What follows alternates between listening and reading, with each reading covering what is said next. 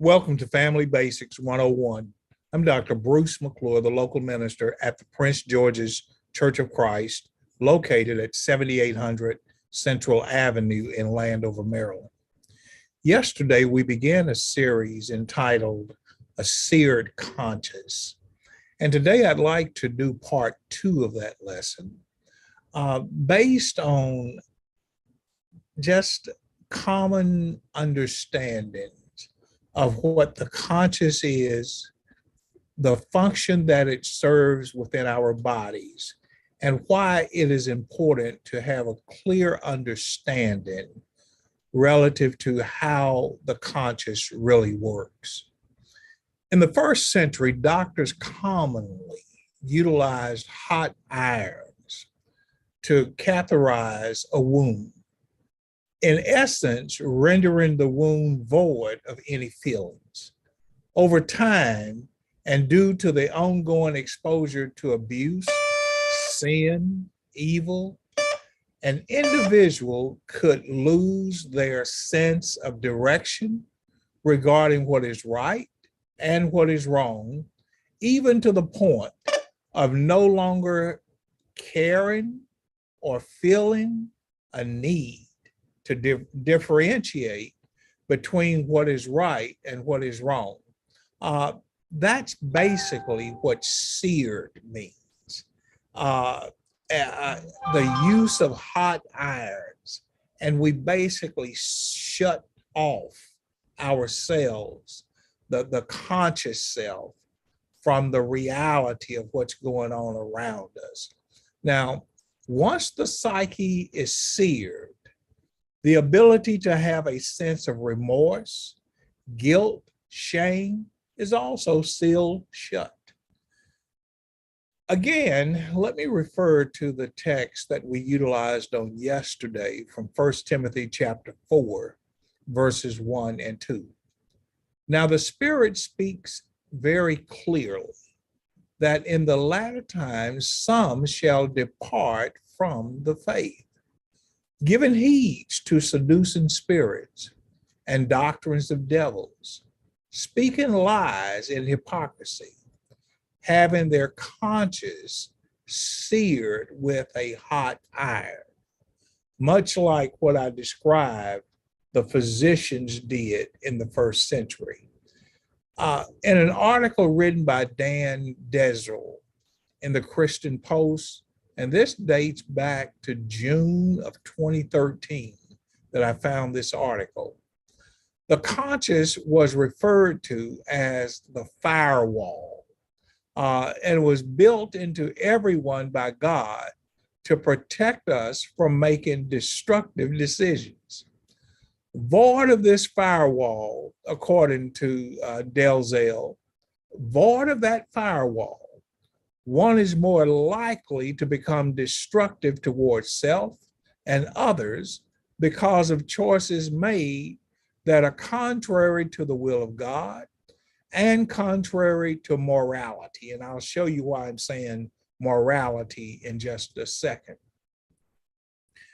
The conscience, according to Dezel, serves as one's prosecuting attorney by accusing and seeking a conviction when violations of right are committed. Remember the prodigal son? See, his conscience accused him.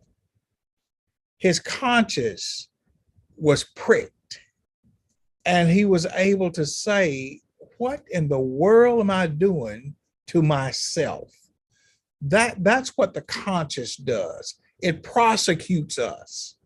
And it seeks to convict us when we're violating what God has said and what the norms are in whatever the society might be. Now, the conscious can shift from being a prosecutor to becoming our defense attorney. Now, according to this same article from 2013, Dezel says this becomes a very deadly and a lethal progression when the conscience shifts from accusing us to defending us. This is when a person's conscience ceases to accuse and begins to defend one's evil behavior. It begins to egg us on. It begins to say, well, what you're doing is not so bad. What you're doing, I mean, everybody's doing that. Look at Romans chapter 2 and verse number 13. For not the hearers of the law are justified before God, but the doers of the law shall be justified. For when the Gentiles which have not the law do by nature the things contained in the law, these having not the law are law unto themselves, which show the works of the law written in their hearts. Their conscience also bared witness, and their thoughts, the meanwhile accusing or else excusing one another.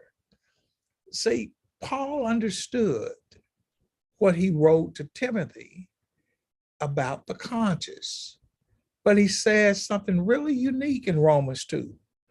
The Gentiles, which had not the law, understood there were just some moral and immoral things that people just don't do.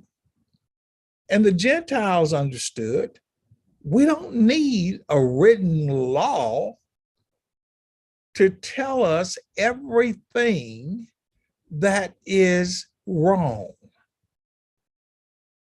Isn't that amazing?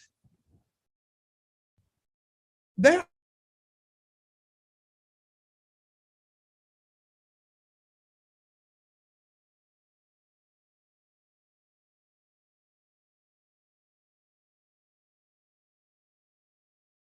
we want to do.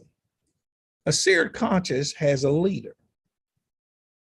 It's evil spirits, it's deception, and it's hypocrisy. In Proverbs chapter 30, verse number 20, now this is how the verse reads. This is the way of an adulterous woman. She eats, wipes her mouth, and says, I've done no wickedness. Now, I found an article from the Jake Cale Ministry that was published in October of 2019.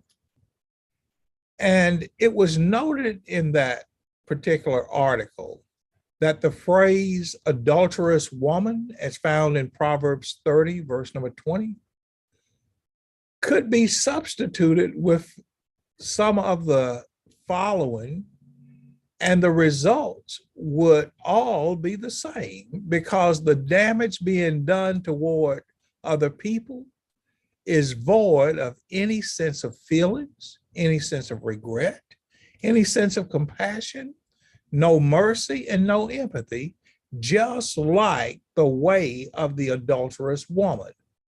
So what you would do with the article by Cale is substitute the adulterous woman who eats and wipes her mouth with, let's say, the habitual cheater. The habitual cheater will eat and wipe their mouth and say, I've done nothing wicked. Let's say it's a sexual predator.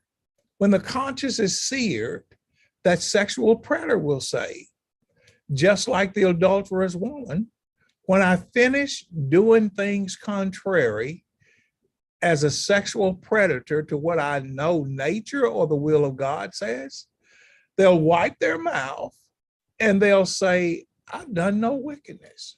Let's say it's a pathological liar. When that pathological liar finishes lying and knowing they're lying, they wipe their mouth and they say, I've done no wickedness. When you deal with domestic violence or a domestic abuser, just like the adulterous woman, when they finish abusing, they get up, they wipe their mouth, and they say, I've done no wickedness. When you deal with false teachers or false prophets, they'll do the same thing. They'll get up, they'll wipe their mouth, and they'll say, I've done no wickedness. When people have no respect of boundaries, they do the same thing. Just like the adulterous woman, they'll do what they've got to do, say what they've got to do, say, cross boundaries, and they get up, they wipe their mouth, and they say, I've done no wickedness. See, a seared conscience has a leader, and it's evil spirits, it's deception, and it is hypocrisy. Let me invite you to return on tomorrow, not tomorrow, on Thursday. And we will continue this series on what does it mean to have a seared conscience. Let me invite you to join us tomorrow night at 7:30 for our midweek Bible study.